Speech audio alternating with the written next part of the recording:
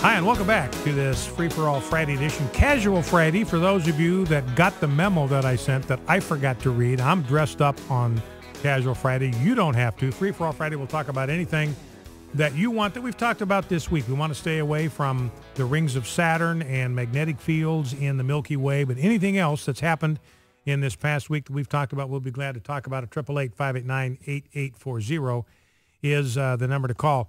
Looking at a story here, Republican Representative Jason Chaffetz, we've talked with you about the amount of ammunition that the Department of Homeland Security has stored up. It's enormous. I mean, somebody from the DHS was admitting this week that they've got 256 million rounds on hand, and they're planning to buy about the same amount more. They are just stockpiling this ammo. And Jason Chaffetz of Utah, he's one of the really good guys up there on the Hill. He said yesterday that the Department of Homeland Security is using roughly 1,000 rounds of ammunition more per person than the U.S. Army. And he says, look, this is entirely inexplicable. Because remember, the rounds they're buying are hollow points. You cannot use those in warfare, according to the Geneva Convention. The only people that these bullets could be used on are you and me. This is the Department of Homeland Security. They are using 1,000 rounds of ammunition more per person than the United States Army. So Chaffetz says, look, we got to get to the bottom of this. We got serious questions here about what is all this ammunition needed for. Our soldiers are having trouble getting the ammunition they need for training exercises, and you're just awash in bullets. So we want to stay on top of that.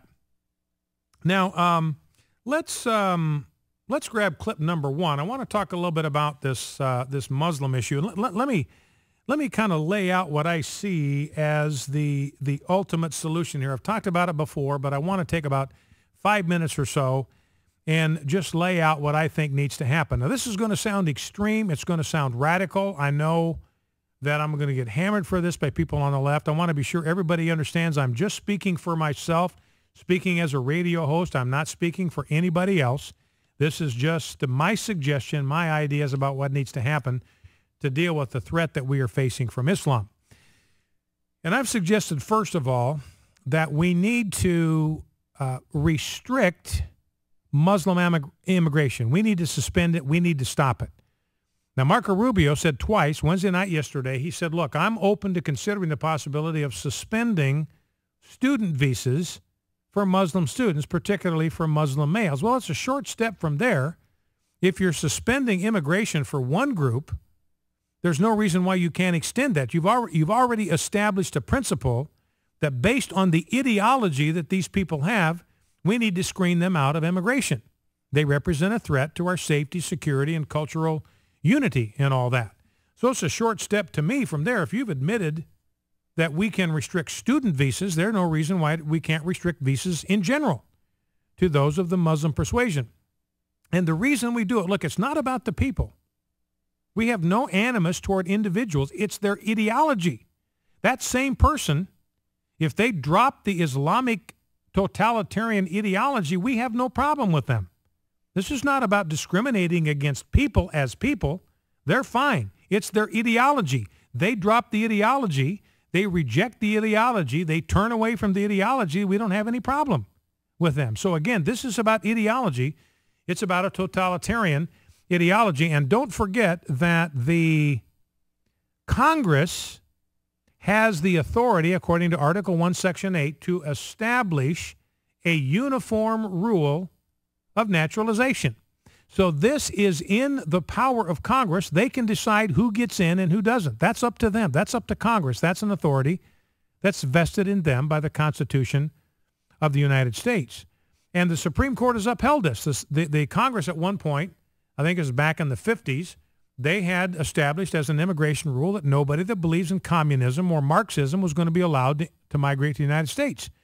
And it was challenged in court, and the Supreme Court said that Congress can do whatever they want. Nobody has a right. This is what we've got to understand. Nobody has a right to immigrate to the United States. There's no inalienable right. There's no constitutional right. There's no ethical right. There's no moral right. There's no divine right for anybody under any circumstances to immigrate to the United States. It's up to the United States to decide who it's going to invite. It's a choice that the United States makes. Nobody else has a right to come to this country just because they want to. And we just exercised that, by the way. I don't have the story in front of me, but I think the daughter of Castro, she wanted to come over here for some big pro-gay ceremony, and this administration said, no, we're not letting you in. So obviously, even our own administration, as loose as they are, they're willing to deny immigration permission to certain people for ideological reasons. That's the only reason. Ideology. They got no beef with her as a person. It's the ideology that she represents, the government she represents. And they said, no, you're not getting in here. So that's the important thing I want to understand, is that it is perfectly constitutional. It is absolutely constitutional to deny immigration to people who believe in a totalitarian ideology. And that's what Islam is all about. Islam is about a totalitarian ideology that is fundamentally at odds with Western values. So Congress can do it. They can do it tomorrow. They can say no more Muslim immigration. They would be perfectly within their constitutional rights to do so. That's the first thing I want to establish. Nothing unconstitutional about suspending immigration to Muslims. If they need asylum, if they need refuge, there's 56 other Muslim countries in the world. If Islam is the religion of peace they keep telling us is, then that means that there are 56 havens of rest, havens of peace, havens of kindness, havens of compassion where Muslims can flee for safety and refuge. So we're just going to take them at their own word. You got a religion of peace. That means you got 56, 57 nations that practice a religion of peace. They're just havens of stability, havens of peace, havens of equilibrium. Surely you can find a place for a member of your same faith tradition to take refuge in your place. So we're going to suspend Muslim immigration. No more Muslim refugees. We're going to say to the Muslim world, look, you have a responsibility to take care of your own refugees. We are a Christian nation. We will take Christian refugees. We will take Christians who are being persecuted in Muslim countries. That's going to be our priority. You know, and we have basically outsourced the selection of refugees to the United Nations. I mean, I looked it up this morning right on the State Department website. I sent a link out to it on Twitter. Brian J. Fisher is my handle. I sent a link out to it. It clearly says that everybody's got to go through the UN. The bulk of refugees are screened for us by the United Nations. So the UN is picking our refugees for us. It's absurd. And so they're stockpiling that list of refugees that they bring to the United States with Muslims. That's why you're getting these Muslim communities all over the South. Where's that coming from? The State Department's importing them, giving them refugee priority. Meanwhile, we're kicking homeschooling families out of the country, deporting them. We got no problem with that. But we're letting in the people that have a totalitarian ideology. So we need to take control of the refugee process, take it away from the UN, give the priority to Christians who are being persecuted in Muslim countries. That ought to be our priority as a Christian nation. Number two, no more Muslims in the military. And again, Congress can make these rules. This is what Article 1, Section A is. Here's congressional authority to make rules for the government and regulation of the land and naval forces. Right there it is. That's Congress's authority to make rules for the government and regulation of the land and naval forces. So if Congress decides no more Muslims in the military, they can do it.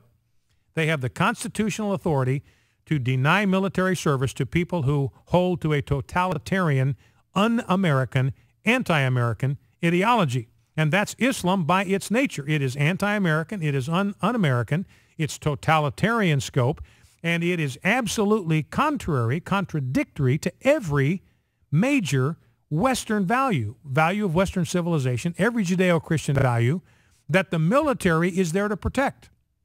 And Islam doesn't subscribe to a single one of them, not one of them. So people that bring that ideology should not be allowed, in my mind, to serve in the United States military, and Congress has the constitutional authority to do that. Don't forget that nobody has a constitutional right to serve in the United States military. Military rejects people all the time.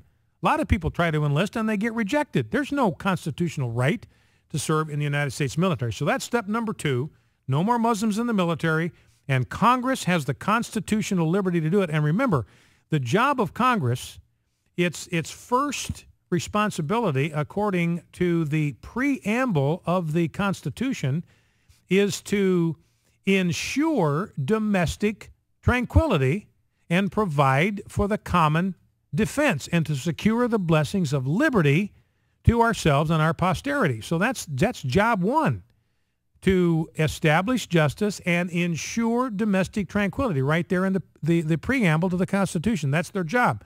So their responsibility in the rules for immigration, in the rules for military service, priority one is to ensure domestic tranquility and to preserve, secure the blessings of liberty. So their only criterion in making decisions about immigration policy, making decisions about student visas, making decisions about military service, one question only: will this policy make us more safe as a nation or less safe? If it's a policy that makes us less safe, if it involves risk to our security and stability, then the answer ought to be no. Simple as that.